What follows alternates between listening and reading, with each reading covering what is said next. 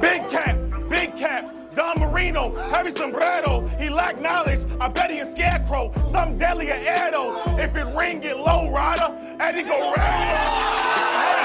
But we was never friends. Show up to Harlem looking for your crib. You better let me in. Masked up, gloves on. I work in medicine. Show up to deluxe apartment in disguise like the Jeffersons.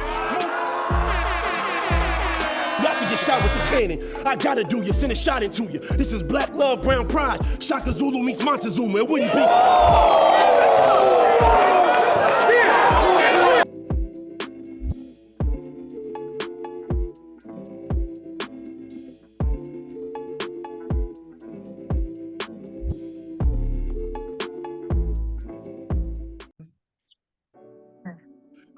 Hello. Welcome back to Speaker and Language Show. And today I have a special guest with his manager. You know what I'm saying? The genius behind the mad genius.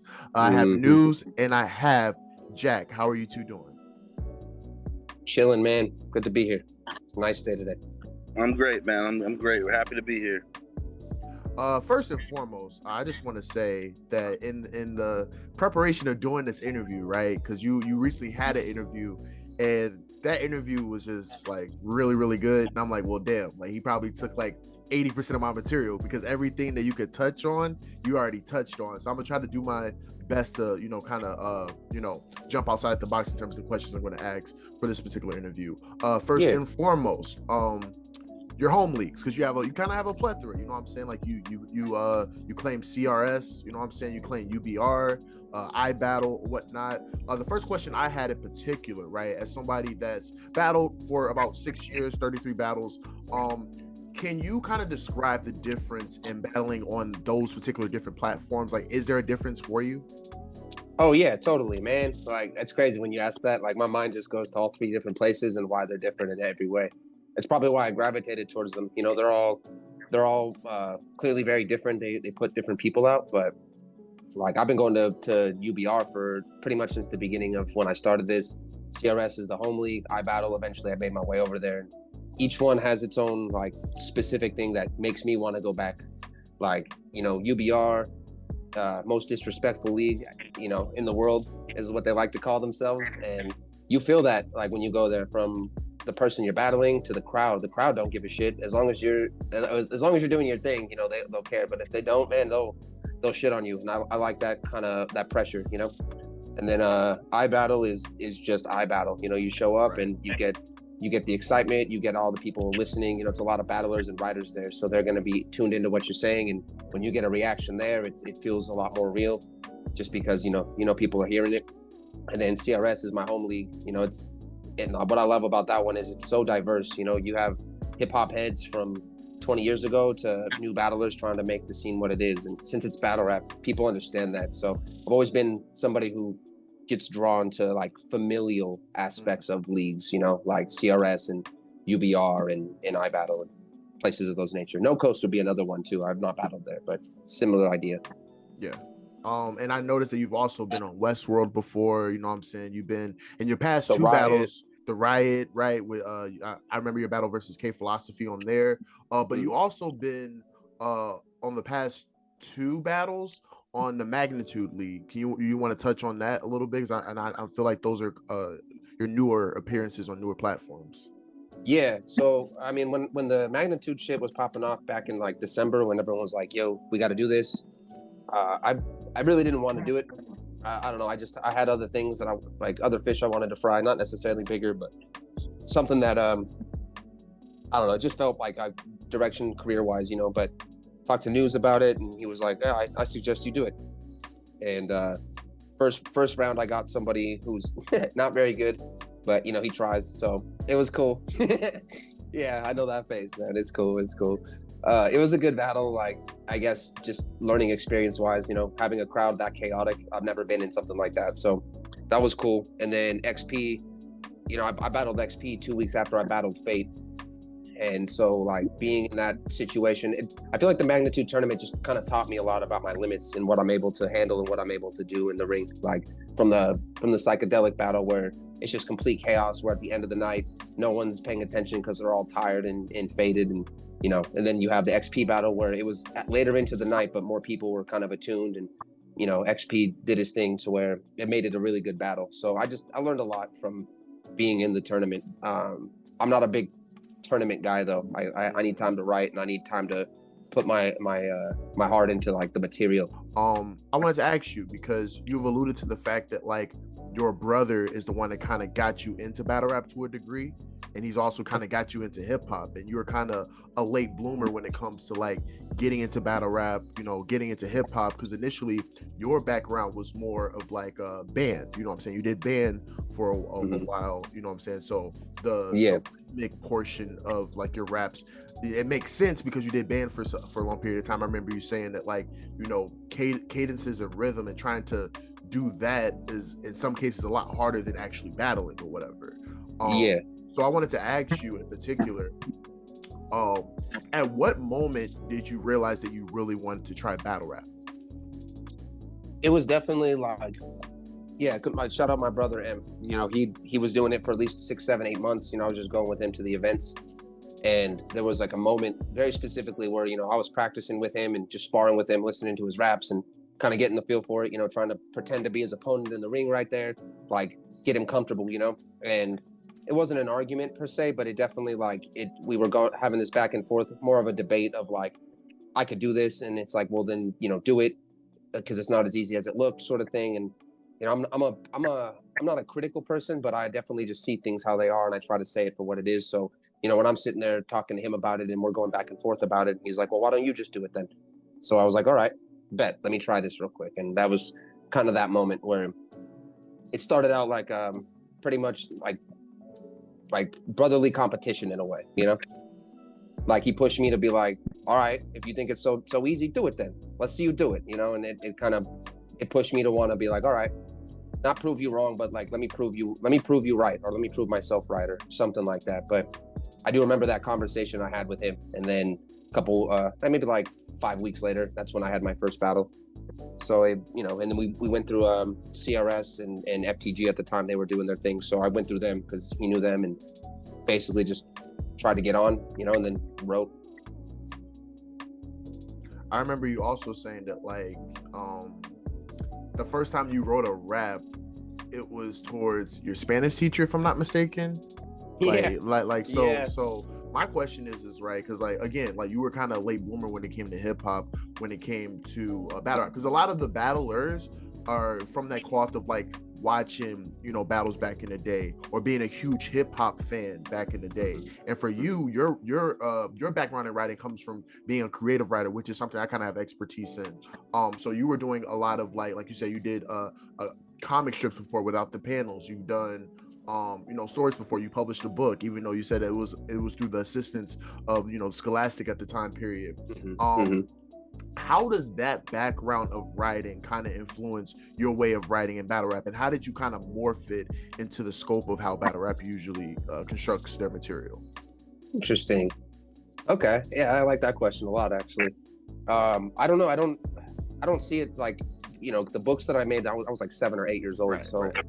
I don't think that those necessarily played into what I do outside of like, I've just always kind of been a creative writer. You know, I try to think of ideas and put little spins on it when I'm doing it. You know, like the one like I said, I wrote about pirates and shit, and just the way that the pirates interacted with each other. I had this thing, even at that age, where I wanted to create worlds and create characters and stuff. And, you know, that's where writing in my journal became a thing, where I create this whole character to just like a superhero, anti-hero sort of thing, to put those things out. And then once I start writing raps, like the one I did, it was in Spanish class. So I don't know if it was against my Spanish teacher, but it was in Spanish class. And I remember just writing these rhymes and it being a thing where I was like, okay, maybe I can do this a little bit. And then a couple years pass, you know, I get more into hip hop.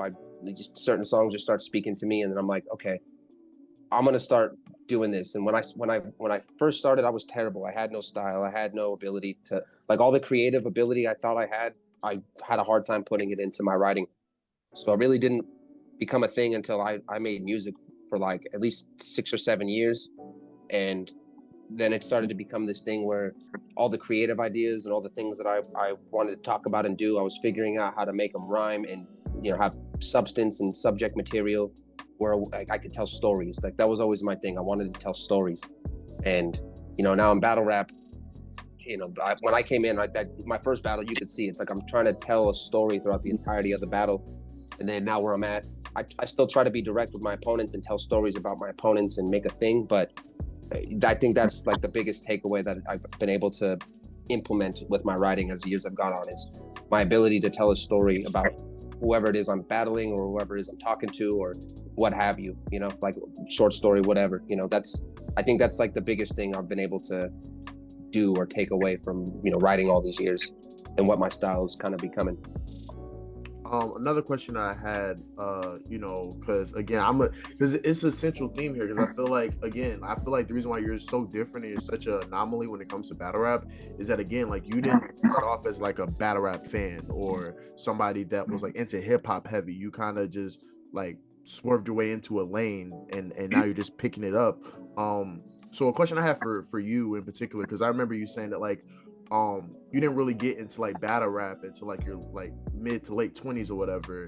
So what was the process like in terms of like, when you decided that you were going to be a battle rapper? Like, what was the process like in terms of like returning to like some of the old battles and like kind of studying the game? Because obviously there's people that don't even have to go back because they remember it vividly of like what was going on in that time period. So for you, somebody that came into the game late, like what is that process of like returning back to the old game tapes? So, I mean, I wouldn't say I didn't watch any battles growing up, like I used to listen to Soul Khan's music a lot. And the only reason I listened to his music a lot is because my brother showed me battles way back in the my early 20s. And I would be like, oh, okay, yeah, I was more on the music side of it, but I was like, this guy's really talking some shit in his music. I like this. And, I just kind of stayed on that path. I listened to hip hop a lot more in my like 18 to like 25.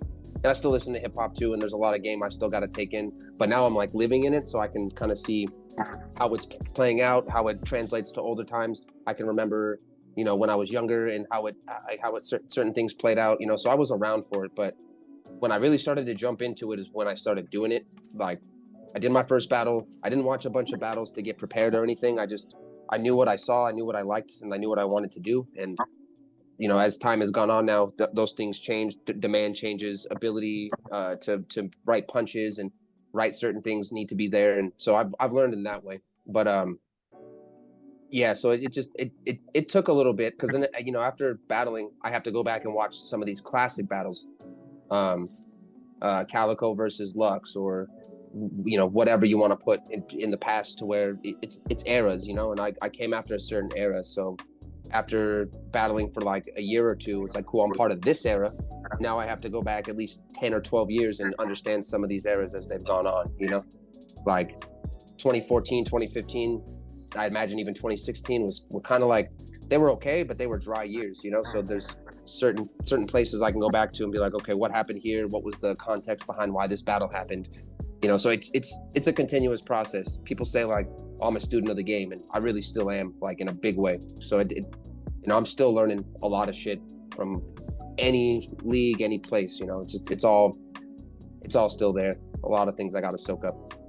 Another question, because another thing that you touched on in terms of like part of the reason why you love battle rap and part of the reason why you love just battling is that that gratification of captivating the audience, right? The audience resonating with your words and whatnot. And obviously, the big talk around you is the F.AT.E battle, right? Because it went viral because of your second round and how great that was and how you broke down the name and how you were able to incorporate a concept into the round. And a lot of times it's a high risk, high reward situation. I feel like you did that in an amazing fashion. So my question for you is like, what was that feeling when, like, you left the battle, and then what is your feeling now knowing the reception you're getting after that battle? When I left the battle, it was fire, man. I was feeling on cloud nine. Like, we were talking about it afterward. Everyone's like, yo, that was something special. We all witnessed something that I don't think anybody realizes. When the battle dropped, I felt a little like heartbroken in ways because it didn't get the views I think it should have gotten in the beginning. It only got up to like, in the first month or two, it only got up to like 400 views. And then as time went on, it got up to like 680, 690. And then now it's where it's at. So now I feel like, yeah, you guys saw exactly what happened. And when people go watch the whole battle back, because, the clip went viral, they can feel a way about it. But when you go watch the whole battle back, you're like, oh, they actually created something here. I think that's why it's at such a high view count. You know, if it wasn't, people were just going for that clip, they'd go and find the clip and then be gone. But the fact that battle has so many views, I think it's at 21K or almost 22K now. And the fact it's at that place tells me that everything we did that night there was a purpose for it, and it exacted, you know. And now we're watching the fallout of it, the play out of it. And you know, I feel just as much on cloud nine as I did that night. Now it's trying to make sure I capitalize on everything, but I still feel excited no matter, like, when I, you know, renew my or when I refresh my likes and my notifications and everything, and you just see that somebody liked it 27 seconds ago, a minute ago. You refresh it again 12 seconds ago, 2 minutes ago, and it's like different posts now. So I don't know, it's got me feeling a different way, because yeah, that battle was great, but it opened up so much to where I've been doing things for a long time, and now they're finally starting to see it. Yeah, and I can only imagine, you know what I'm saying, like that initial pop, and also I can only imagine, like, when you're constructing the round, you constructing the second round, you like, because a lot of battlers talk about like when they have the hot hand, or when they have like this epiphany of like, oh my god, this is going to be great. I can only imagine, like, because a lot of times, right, like you can have like great material on paper but not execute it how you want to in that particular ring, and for it to be a situation where like you have the idea, you were able to verbalize it, you were able to take it in the ring, and for that to be great, and you were also able to have, because forget just that round, your performance in general was just really good. I really enjoyed your first round, and again, I think it also goes to like the storytelling aspect, right? Because I feel like even if like and I wouldn't say that the rounds are similar, but there's a cohesiveness to each of the rounds that you rap. And I feel like that's something that's a lost art in battle rap, in terms of like being able to connect one round with the others. I know we touched on like the different feelings in terms of like just battling on different leagues, but specifically iBattle, who's like has been ascending a lot the past few years. I wanted to ask you, like, what was that experience like debuting on iBattle? So the first time I went out there, I battled Illiterate. It was on this thing called Studio Series.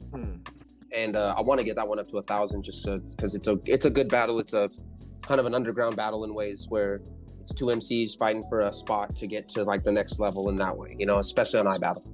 So we do that one, and then it was a $250 bet battle, so $500 battle, and I lost a judge decision, but it was cool because I had a good time. I networked with some people, I met some people I still call my friends to this day, and then I get the call to be like, hey, battle Fox on Gods of the Arena 7, and I'm like, okay, I'm there. So I battle Fox. I have a good battle with Fox.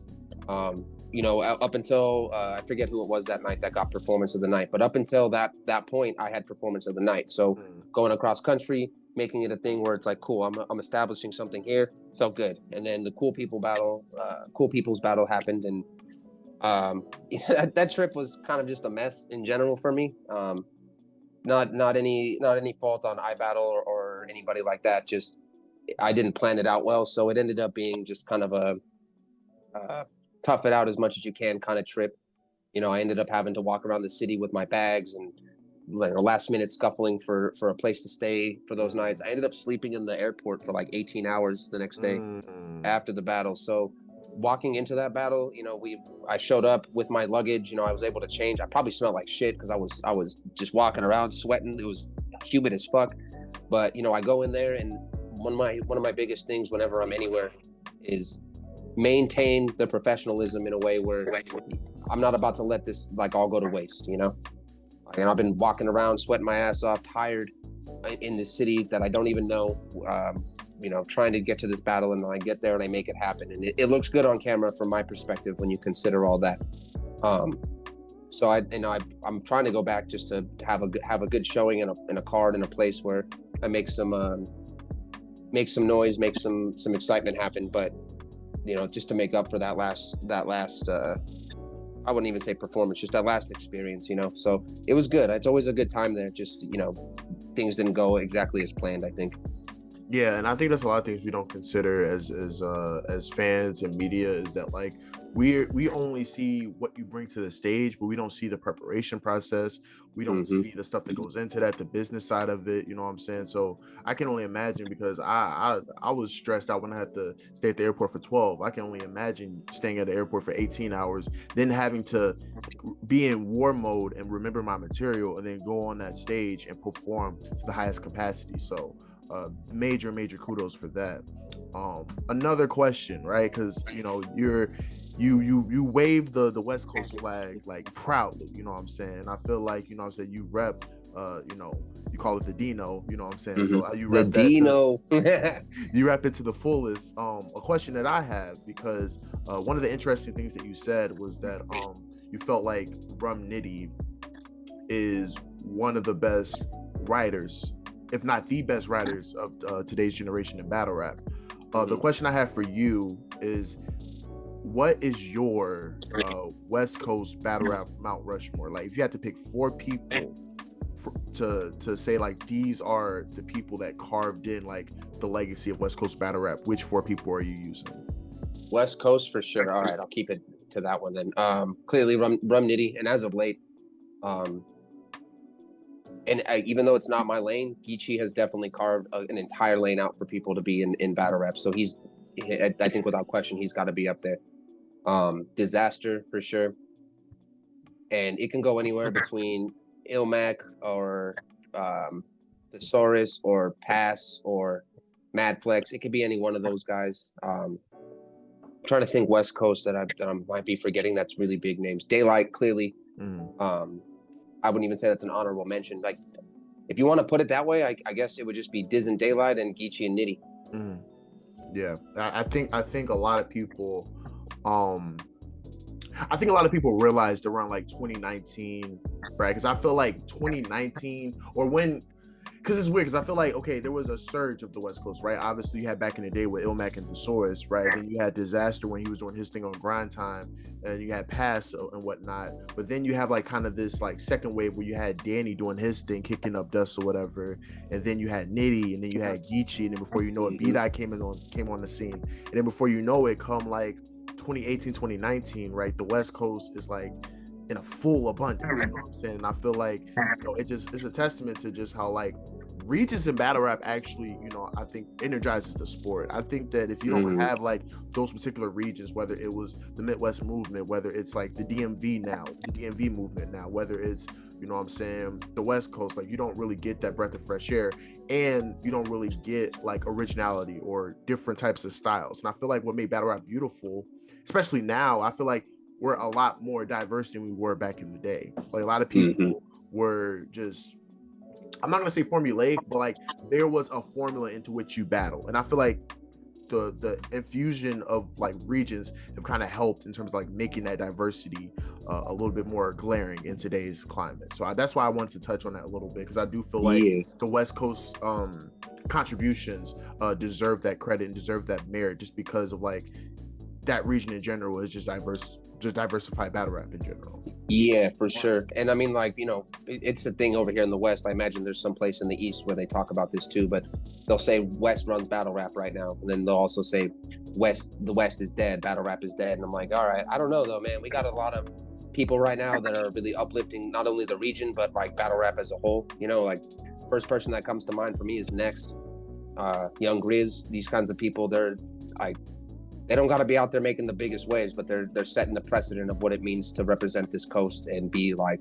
the best you can be, and then also getting the best opponents that you can get to like show that off and show that what we have to bring to the table. You know, those are 2 people I think, and the Grizz has like been around for years, you know, so as Next. So like I wouldn't even consider them new era in any way, but they are ushering in a new era of like trying to like take your craft seriously, be the best you can be, and be the most you that you can be. And like that's, I think, what sells the West a lot right now. Like it gives us authenticity. And on top of that, just to pat you guys on the back, when KOTD, which you kind of touched on it, when KOTD had their season 1 tournament, the hardest division was the West Division. You know what I'm saying? That was like the hardest division, just because up down this fucking coast, bro. Like from Arizona, you had F.AT.E, you had a plethora of guys doing it at a very, very high level. You know what I'm saying, in that season, in that tournament, and that kind of showed you just, you know, how packed the West is. And you talk about people that are like considered the up and comers, but those guys are great. Like Young Grizz just had a great battle with Rum Nitty. You still have people like Mr. Biscuit. You still have Mr. Biscuit is fire. Really great. You still have people like Next, like you just mentioned, Dev the Demon. You have a bunch of like up and comers, quote unquote, that could be that even next way. So like you guys are like You guys See, just have a rotation. Like I don't like that word up and comer because like it could be described so easily to somebody who hasn't battled on a Summer Madness 4 times or something like that. You know, like for me, Next is not an up and comer. He's got Nitty, he's got Geechee, he's got Twerk all on his resume. Right. And they're calling him an up and comer. That's crazy. Up and coming because what? You're only figuring out about him now for the past couple of years. And I feel like that's something that, I mean, for me, I deal with that too. I haven't battled those kinds of people yet, but you know, once I start battling these bigger names and I start getting these bigger plates and these bigger looks, bigger stages, different countries, all that stuff, people are going to call me an up and comer, even though I've been doing this for 6.5 years. Right. I don't like that. I never liked that, but I get the name of the game. I know how it works in that way. So yeah, no, you know, when you put it like that, because in battle rap, a lot of terms and a lot of concepts are used differently, right? Because like even rookie and shit. Like rookie, like even the term penmanship, like outside of battle rap, penmanship means like just the way you like your handwriting, your literal handwriting. But in battle rap, it just means like how lyrical you are. So but again, I feel like that's the beauty of battle rap. You know what I'm saying? Because like there's a lot of things that we could take and rename and reconfigure to kind of mold it into like what we prioritize. But but I do like that point because there are people like Next, Mr. Biscuit. I remember even Danny Myers was considered an up and comer 2013, 2014, and that man was battling for years upon years prior to, you know what I'm saying? At least 5 or 6 years up to that point. Right. So I can for sure identify with that. Yeah. So I feel like when it comes to the West, like recognizing the talent is one thing, you know, and I speak on that from a personal place because it's like I've been around 6 years and I feel like my talent should have got recognized a long time ago, but you know, everything happens for a reason. So, you know, that's where I keep it on the balance of, all right, well, if they haven't popped yet in a way where they're like considered legend, you know, then maybe it hasn't happened yet. But, you know, there's certain people that just deserve that shine, that look. Just because we're a lot over here doesn't mean that there aren't people that like stand out above the rest and aren't there. And because there's a lot of battlers on the West. That's the other thing. Like we are in abundance of. Yeah. And that's something that like I'm all for like supporting the dreams of the homies and, you know, pushing that forward and, you know, everybody trying to get their shine. Same thing for me. You know, I would hope people would do the same thing for me. But there also has to come a time when we realize there's certain people that rise to the top of that. And those are the people that like represent the West the best. And like we should be pushing forward and all that stuff. Do I throw myself in that category? Maybe. But as a whole, you know, there's just a lot to be to be looked through and be respected for, especially on the West. Well, we're about to take a small intermission and we're going to hop into one of our last few segments. I call it the Rapper's Pentagon. The Rapper's Pentagon, pretty much on this channel, we do top 5 oriented questions. I give you 5 questions and these are either 5 of a category or you have to list the top 5 in that particular category.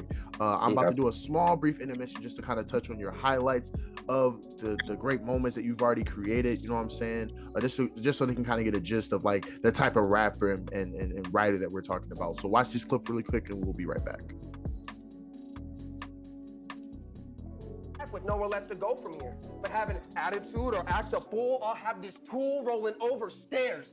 Try to step to me. You'll fall to the floor once you knock at the door. Now, you in a sticky situation. It's a robbery in store. Because you look like Marv in Home Alone 2.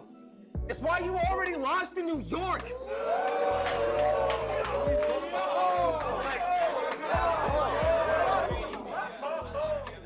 I ain't thinking this nerd is a threat. Fox, you put the virgin in Virginia Tech. So say you're gonna call me out, talk me out, but I got some doubts. This could not amount to a body for you when a virgin can't have a body count. Cool and iBattle, but I'll still go toe-to-toe with cool like Mr. Deeds for really thinking he'll get fresh with me. I'll hit cool in the mouth like Listerine. Cool as a winter breeze. I do this with ease. It's villainy how I'm being cold-blooded to have cool body. Mr. Freeze, take a risk and see. Problem with dead up to your neck, battling for Jay Black and Marquise's league is not exactly profiting. Using phrases art memes to fire all these shots at me when you paid a couple $100 just to say you sponsored me. Then didn't cover my gas, hotel, alcohol, or weed, only to end up at the bottom of the card with me.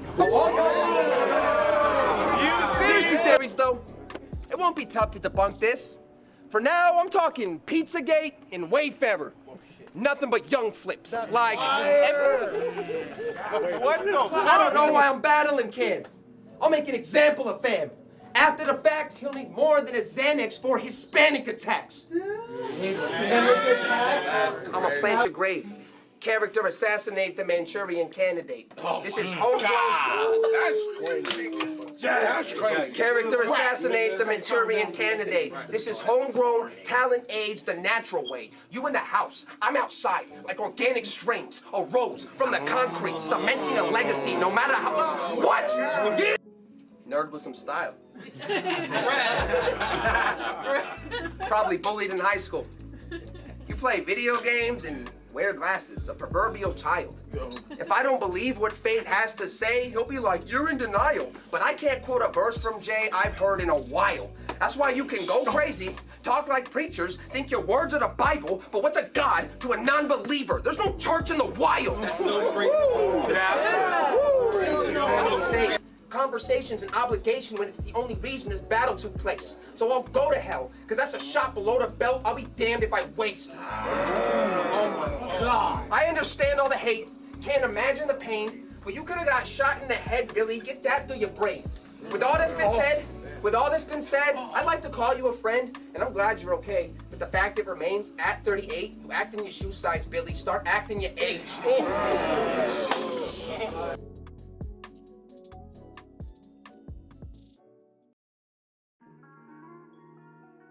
And we are back. Thank you for watching a little intermission of Jaq's greatness. You know what I'm saying? Now we're into the rappers Pentagon segment. Like I said, top 5 oriented questions or 5 things pertaining to a particular topic.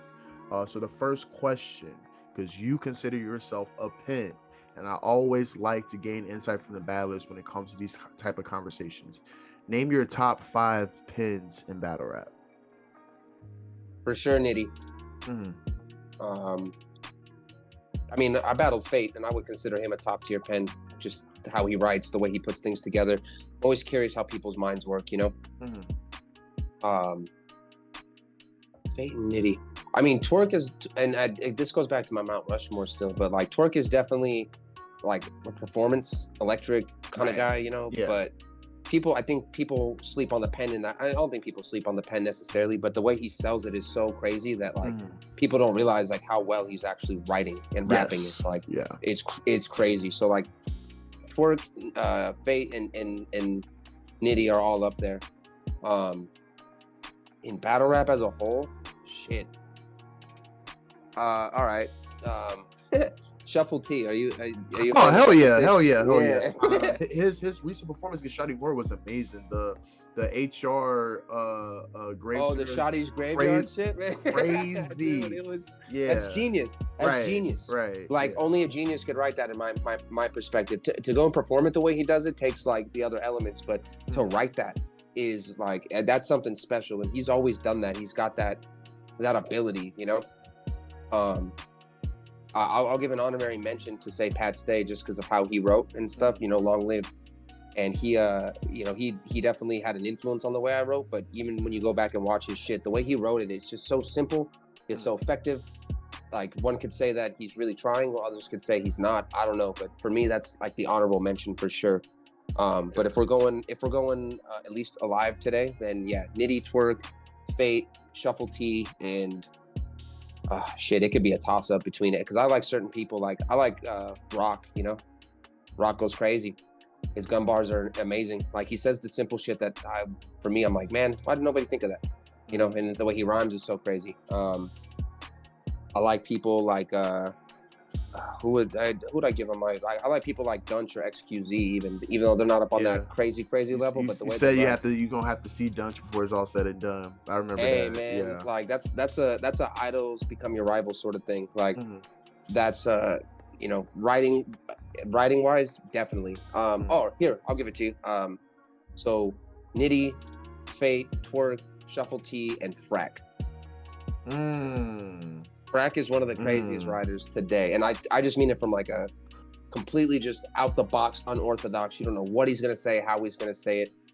Like it's kind of crazy, man. Like just the way that he's able to piece everything together. Like I would be curious to see how his pen works, like the breakdown of how he puts together his verses and shit. That would be interesting to me. Yeah, I think, and another thing that I think that we really appreciate is just the diversity in content and subject matter too. Because one thing that you mentioned before, which is something that, you know, we touched on, is that like directness, right? Like you one of the things that you said is like you appreciate people that are direct. You appreciate people that don't just have these regular generic bars, which, you know, in battle rap, you know what I'm saying, you're gonna have, like, you know what I'm saying, those tropes of like gun bars and I've had like them, that. bro. It's Right. I'm not knocking nobody for it, man. It's a time and place, though. You know, like Yeah. if I'm battling somebody who really talks about drugs, then I could probably talk about drugs just in the way I want to talk about them. Or if Right. somebody really out there like in the street shooting and stuff, like I've never been that, but I know I can find a way to talk about it. So it's making that directness for sure. And I feel like anybody I mentioned, you know, with exceptions, you know, Nitty just gun bars the fuck out and writes the craziest shit. But, you know, recently, as of the past couple of years, he's been like really getting direct. He's really been getting like, let me take an angle or two, you know, let me say my piece, whatever. It makes it more personable in that way. Fork has always been good at that. F.AT.E, same thing, man. He's learning too as the years go on. He can talk about certain things in his own way. Frack just knows how to like dissect you. It's surgical in that way. It's kind of crazy. And then Shuffle T is Shuffle T. So all these guys have this way of like being direct, but also being creative. You know, like I love a good gun bar or a good drug bar or a knife bar or whatever. But as long as it's at least pertaining to the situation that you're setting up, you know. Yeah, and I think that, and this, the beauty of what you just did there is that you showed that a person that's considered a pen, and a pen is not just one thing, because each of those people that you touched on, like, even if you want to say Twerk and Nitty are similar, their writing styles are different. Like, way different. Nitty is a little bit more, not to go too deep into the science because I really love the shit, but like Nitty is a little bit more metaphor punchline-esque, even though like technically anything could be a punchline, but like he's more metaphor punchline-esque. I remember Twerk had this like niche of just doing idioms or doing common saying or using cliche phrases to like make his punches or whatever. So it was a lot of idiomatic lines they used to do for that one, right? And then you have Frack, again, like you said, who dissects his opponent, right? Has a little bit of comedic value, you know what I'm saying? Has a little bit of satire, whatever, that makes his rounds a little bit more palatable. And then you have F.AT.E, who is I would say he's more conventional, but I do think that there's like some quirks that he has that makes his content a little bit original. And then you have, like you said, you have Shuffle T, who's just Shuffle T. Like that guy is just original. You can't even, alien, you can't even box him in. But I appreciate that, and it kind of ties into my next question. So you talked about directness, right? Top 5 anglers in your opinion? Anglers, interesting. I think A-Ward would be up there. A-Ward's got crazy angles. Like he's got good bars, he's got good cadence and delivery, flow, all that. But when he decides to touch on a topic, man, it gets scary. T-Top for sure. T-Top's fire, bro. Like I don't always like the angle he takes necessarily, but when he takes an angle, he takes a motherfucking angle, man. And he don't stop. So I can really, really appreciate that. Anglers.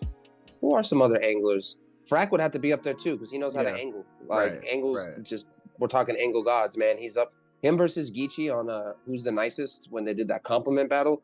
Like he definitely he showed that he could take like concepts or ideas that he has about the person he's battling and like really bring it to fruition. So I don't know. He's up there in that way. How you feel about B-Dot? B-Dot, and this is no shade, I'd battle B-Dot just because I would be curious to see how the concepts come out. Like, what are we really going to talk about here? Because B-Dot has like phenomenal thirds. Him versus who was it? JC on Traffic. Emerson Kennedy. That's who it was. That third round was intense. And you know, he has that ability to do it. So I don't watch all his battles to say like he's my favorite, but I know that he's really good. So definitely up there. I would even throw Geechee in there, man. He's dangerous if he has an angle. Like, I mean, him versus Mike P, need I say more? Right, yeah. You know, like that guy is absolutely dangerous if he has something to talk about. And that's like him versus Easy. I'm very curious to see how that plays out, because, you know, like I said, when he has something to talk about, he talks about it. And that's he does it in his own Geechee way, in a way that feels like threatening, and that's that's some shit I try to take away from him, man. He's an inspiration for me in that way. Like when I watch him, I'm like, oh, how do I talk to somebody like this and make them feel this way? Because there's only so many people that can do that. And everybody tries angles, but I don't know. There's really only so many people that do it well. Yeah, what'd I say? A-Ward, T-Top, Geechee, and who could I think is a fifth? There's not really many anglers over here on this side, on the west side. I'd be like one of the only ones. I mean, unless you consider Ilmac one, because Ilmac kind of hops in that lane a little bit too. Him versus A-Ward was one of those ones for sure. But that's what I mean. Like some people could choose angles and like they could choose to get in that bag, but that's not something they always do, you know? Shit, I'm trying to think. Yeah, I guess I'll throw B-Dot in there just as like he is that person that would be doing angles. Loso's also really good at angles too. Disaster goes in on an angle too. Yeah, shout out Loso for real. Sorry that you got sent the clip so many times, bro. No, Disaster could be up there too. Honestly, bro, even next, he tends to take these angles. Like him versus Hot Rich was crazy. Battle Disaster, and when that battle drops, you'll see he just when he attacks an angle, it's in his own way. Him versus Mac Myron, same thing. He knows how to attack an angle, you know. So it's hard to choose, but any one of those names I could throw in the mix, and it works for me. Yeah, no, I think when you talk about like, again, the same way I talked about pins is the same way I talked about like. I can talk about this just like, again, the different type of anglers. The way Geechee talks to you is different than how T-Top talks to you. The way T-Top talks to you is different than, you know what I'm saying, Frack or so on and so forth. So yeah, right. So I think that's a great thing. 5 of your favorite, and I like going this route because I like to see when battlers are like fully transparent. 5 of your favorite lines that were actually said to you from an opponent. Oh, F.AT.E had a couple of good ones. He had the Jaq, because I hate the Jaq in the Box bar. You know, it comes up a lot. But he had the Jaq in the Box bar, and then he rhymed it with like put Jaq in the box for trying to make this clown a logo, or the logo or something. He was referring to CRS pushing me and all that stuff. And again, directness, context, like when that bar don't make sense if he's not talking about something where like somebody was trying to push me or whatever, you know. So that was one of my favorite ones. Shit, let me try to think, because I don't really think about what my opponents say to me. That's why I caught you off guard with that one, but that's why I try to like, you know. I just had the battle with Kamikaze. He had this really fire bar about basically I lifted your whip with an automatic, Jaq, then I switched to tire.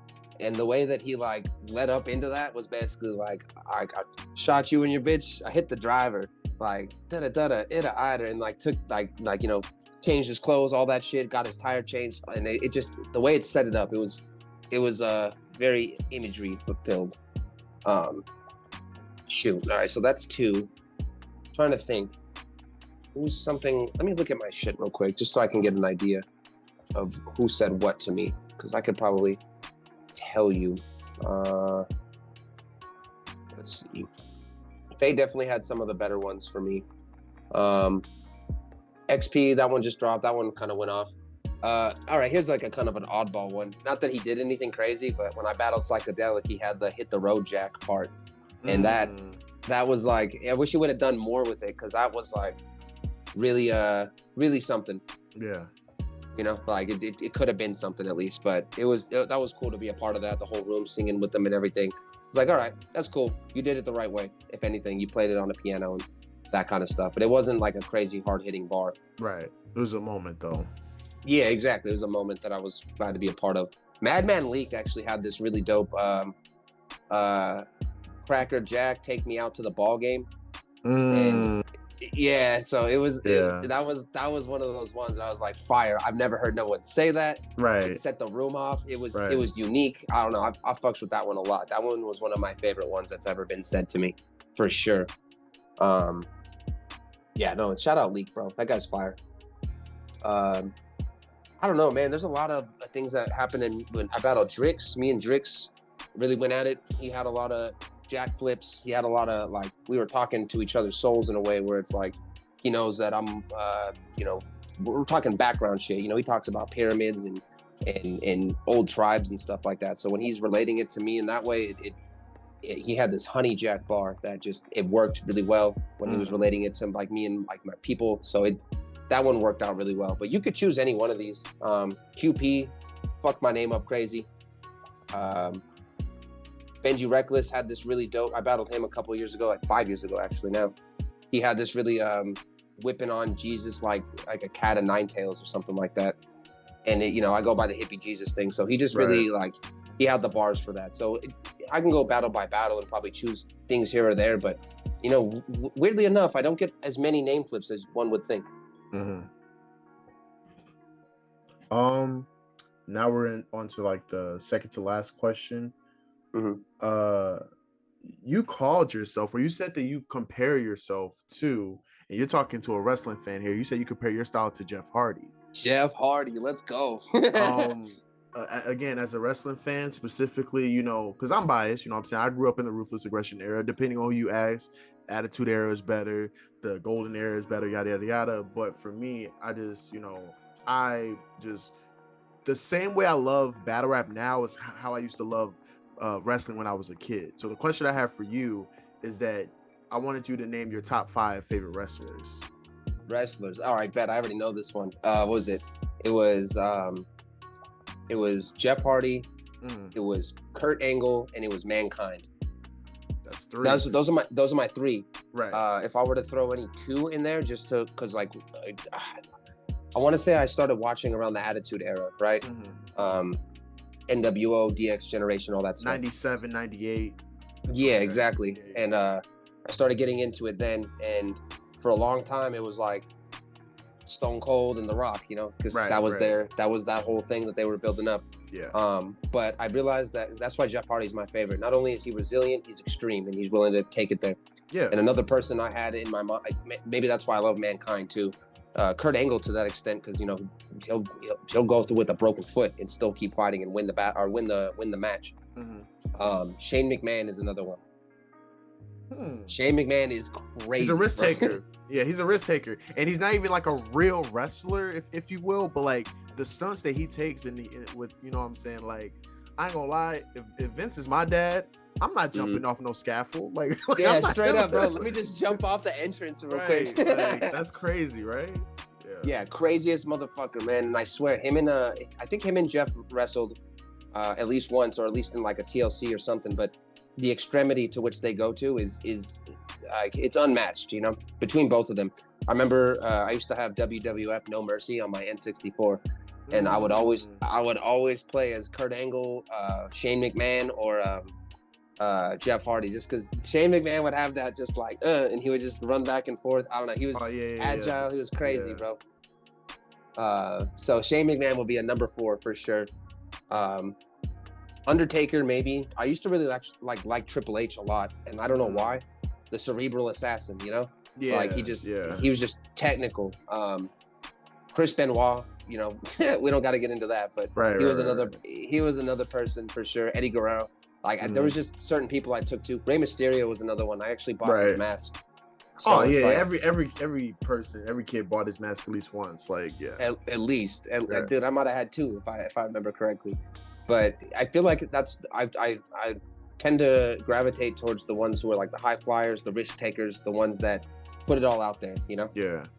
No, it's damn, man. Like I used to love wrestling so much, man. Like I don't know I think it was because it was like our version of soap operas. Like it was like a guy's version of soap operas. You know what I'm saying? Like every like, cause it's episodic. So like every week there's a new story, or every week there you build off of something else, or whatever. Like even if you do leave a storyline alone, you can return to it years later or whatever. And it was just like, it was like somebody called it like live action wrestling anime. Like that's like I don't know why somebody did that, but like that's what they called it. And I'm like, you know what? It makes sense to a degree, because a lot of us at a certain period of time understood that like the realism is not like Like in terms of like the storylines, like the realism isn't there, but Right. we're so captivated by what's going on to where it doesn't even matter. Like Yeah, like, exactly. It just builds up to it, bro. Right. It's like an anime, because I'm not really that big in anime, but from what I understand, it's like they can have like a full-fledged like monologue for like 1 minute, and then all of a sudden just skip to them fighting for like a 10-minute montage. And it's kind of the same thing with wrestling. It's like we could literally watch a promo happen and know that like somebody's probably gonna pop from like outside the ring or come down the ramp and beat up the guy or whatever, but we're still like locked in for it. You know what I'm saying? Like you don't know where it can go. Right, like there's wrestling tropes. So like the same way like in Money in the Bank, right? Like we know that like, you know, a guy's gonna be in the ring by himself. He's gonna take forever to climb up the ladder, and he's gonna get tilted off like in the next like few minutes or whatever. So I don't know what it is, but I think that the same way that I love wrestling is kind of how it shifted into battle rap because of the similarities. I feel like in battle rap you have promotion, which is promoing in the ring. You have, you know what I'm saying, rivalries, if you will, where like it's you know what I'm saying, like there's a blurred line between what's real and what's not. You know what I'm saying? And that same type of tension that you would get from watching in a match is the same type of tension that I would get from watching two battlers say the most creative shit to each other. You know what I'm saying? So right, exactly. And it could take any left turn, right turn, say whatever, bro. When people, people have a really weird disposition towards personals, you know, right. And depending on how personal it gets, but those are some of my favorite moments when you're watching a battle and out of nowhere someone says some wild shit about the other person and you're like, whoa, that happened? Let's talk about this. What do you have to say? Like it almost shifts it's like someone falling off the ladder through the announcers tables, you know? Like we expected this to happen, but it happened. Oh shit, what's gonna happen next? Are they getting up? Who's fighting? Who's getting pinned? The correlations are 1 and 1, man. I'm telling you. I didn't realize that until people started using wrestling bars, and I'm like, oh, everybody still loves wrestling. That's great. Oh, absolutely. Absolutely. Everybody grew up on it, you know what I'm saying? So, but that's why it was funny, because I was big on Jeff Hardy because he was a guy that took a lot of risks. I was big on Kurt Angle because he not only was a guy that came from like actual amateur wrestling and shifted into it, but he came into another lane and mastered that as well too.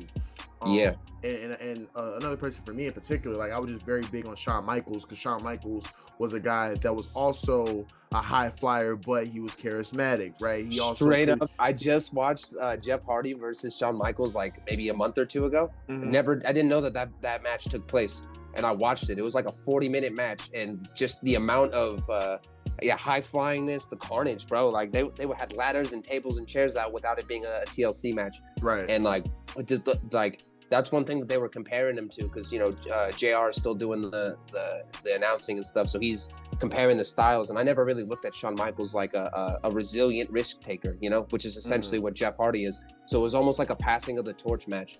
It was probably one of the best wrestling matches I've ever seen in my life. It was crazy. Yeah, so like that's why when you say the names that you said, like Shane McMahon, like Mick Foley's super underrated to me, in my opinion. Like nobody's put their body through more damage than Mick Foley, in my opinion. You know what I'm saying? So facts. Like, you know what I'm saying? So like just his dedication to the craft. You know what I'm saying? Like, but yeah, I love we got a chance to go down memory lane with that one. We'll have to talk more wrestling later, bro. 100%. I have like a whole tote full of like wrestling DVDs. I got like the ladder match compilation, got the WrestleMania compilation. I could probably tell you all the main events of WrestleMania from like 6/14 to like 28 or some shit like that, just because I was just so big on it. But I do remember, because I used to get the pay-per-views a lot, right? Yeah. And I remember getting the pay-per-view for WrestleMania with The Rock versus Hollywood Hogan when he made his return. It was Icon 18. Icon versus Icon, bro. I had the VHS and everything. That match was not what I thought, because those are two like heavyweight sort of wrestlers, you know? Yeah, bigger so guys. The way that they wrestle, it's like one move, maybe two moves. Like a lot slower. It's a very much slower paced match, you know? Yeah. And you watch that one play out, and Hogan, I think if I remember, Hogan loses, but he loses with dignity in a way where it's like, you couldn't have planned that, man. Like that match was it was just electrifying, you know? Like the moves, the everything that went through. So yeah, I've definitely seen it. Yeah. Yep. The way they even set up the stage and everything, the promo up to it, man, I was ready for that. So just to give you an idea of where I'm at with the wrestling stuff, that was my shit when I was watching it. Yeah, nah, I used to love like my. Honestly, I think the reason it is low key became a wrestling episode is funny, but like I think the one of the things that got me out of wrestling, and I wouldn't say got me out, but like I kind of stopped, is because like all my dream matches happened. Like every match that I wanted to see happen. Like when The Rock and John Cena finally fought, it was like I didn't really need to see nothing else. Like I actually saw John Cena's first match ever. Where? Oh, because he went to California before he went to. I remember that he did transfer. He did go to California to do like the independent circuit stuff. Yeah, so he and it was on Raw too, Monday Night Raw. It's the only one I ever went to. My dad took me. I was like 11, and got a Hulkamania jersey and everything. Super fire.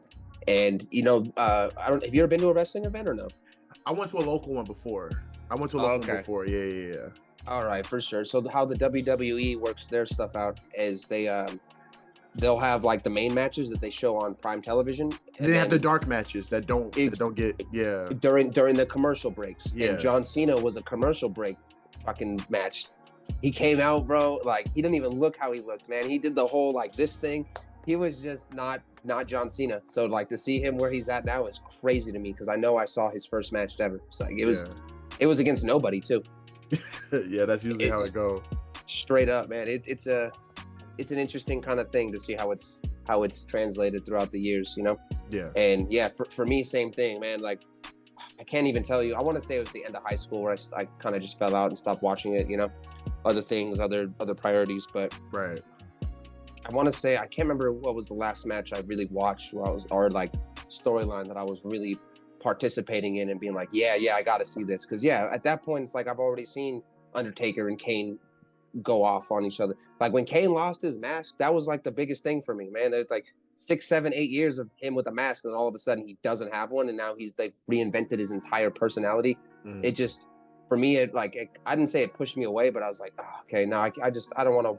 It's gonna keep reoccurring and regurgitating and things. Yeah. And I think that's where I kind of fell off with it. But now, like this many years later, I'm like, yeah, I got to get back into this. Yeah. Seth Rollins is like a big one too. Right, like it's so many different characters now, you know what I'm saying, that you know that I'm interested in seeing. Like Roman Reigns, we're like, it's funny because Roman Reigns before, like Roman Reigns when I like last watched wrestling to where he is now is kind of crazy, because he used to be like, I remember him as just like, you know, the guy that was in the Shield. He was like the muscle of the Shield or whatever, and now he's the tribal chief, where like he's went on this crazy like I want to say year-long or maybe more than that, like streak of like winning matches and stuff like that and retaining his title. So yeah, but we're gonna have to have the conversation off air, because you know, yeah, facts. We go down a whole wormhole of like just that dialogue. My last question to close out the interview. All right, you talked a lot about longevity in terms of battle rap. Like that's one of the things you want to accomplish, is being able to like have like an extensive body of work and be able to do it at a high level for a very long time. So outside of that, I wanted to ask you, what are 5 things that you wanted to accomplish before it's all said and done in your battle rap career? Setting the longevity aside, creating a following, making impact, staying me throughout the entirety of the process. You know, things are going to change me, but like, you know, as I see more success and I see bigger opponents and I see maybe more checks even, and I start traveling and I become this name, you know, I want to try to stay the most me I can.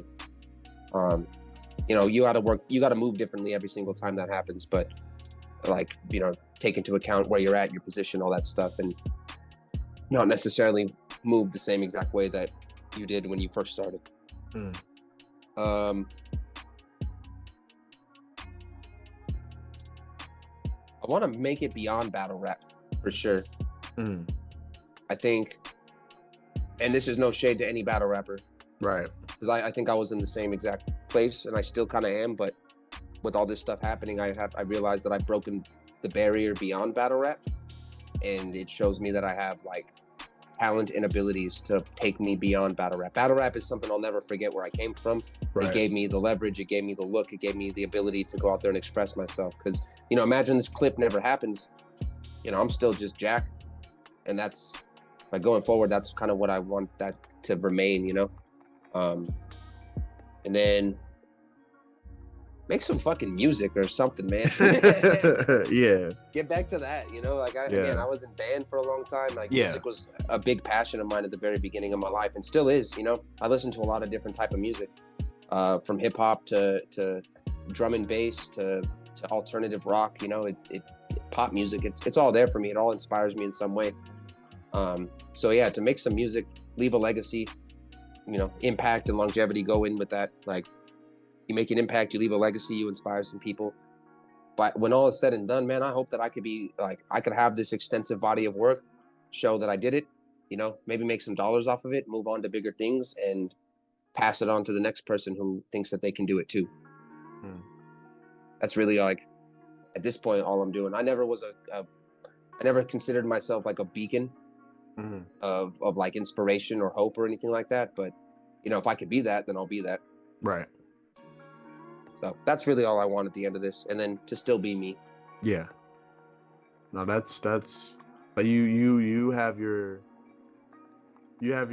values and customs in the right place. I appreciate that 100%, and I also appreciate you for coming on this platform. You're one of the first, you know what I'm saying, battlers that I had the chance to interviewing where I just like, because usually typically when I interview battlers, right, like I kind of have like a baseline of what I'm gonna ask. Like you made me rethink a lot of the questions that I was gonna ask, because you're just like so different from every other battler that I just had the privilege of speaking with. So just want to say thank you for the opportunity to you know, get to chop it up with you. Very excited to see your next couple of battles. You know what I'm saying? Like, because I did go through your battles with K Philosophy, watch you versus XP and whatnot, and obviously watch you versus F.AT.E and all that. And I can't say like you're a breath of fresh air when it comes to like just how you construct your material, how you carry yourself, and how you battle. So really excited to see what's next for you. Time has become such a box for me that I have to really section off what I'm doing when I'm doing it. So when I get the time to take to like have these kind of conversations, I know you're going through the same exact thing. You got stuff you got to deal with. You got work you got to do. So when I can have these genuine conversations, you know, I've been doing these interviews now for the past couple of weeks, and not to say that all of them have started to become the same, but right.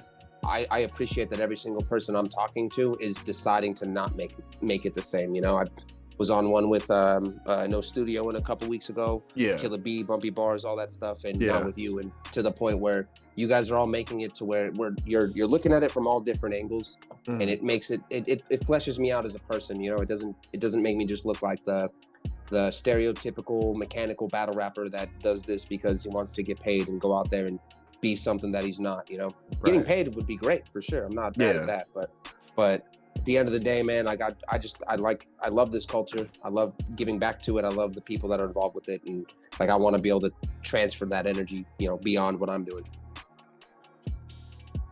Yeah, no, I appreciate that. And I just want to say thank you once again for doing this. And thank you guys for watching. This is the Speak Our Language show. We hope you guys, and I'm also going to put a link of some of your battles in the description just below, just so they can get a chance to just see the type of battler you are, and I understand why like you're going to be like even bigger by the time, you know what I'm saying, next year comes, you know what I'm saying? So, but thank you guys for watching this video. This is the Speak Our Language show, and I'll be back soon. Hell yeah.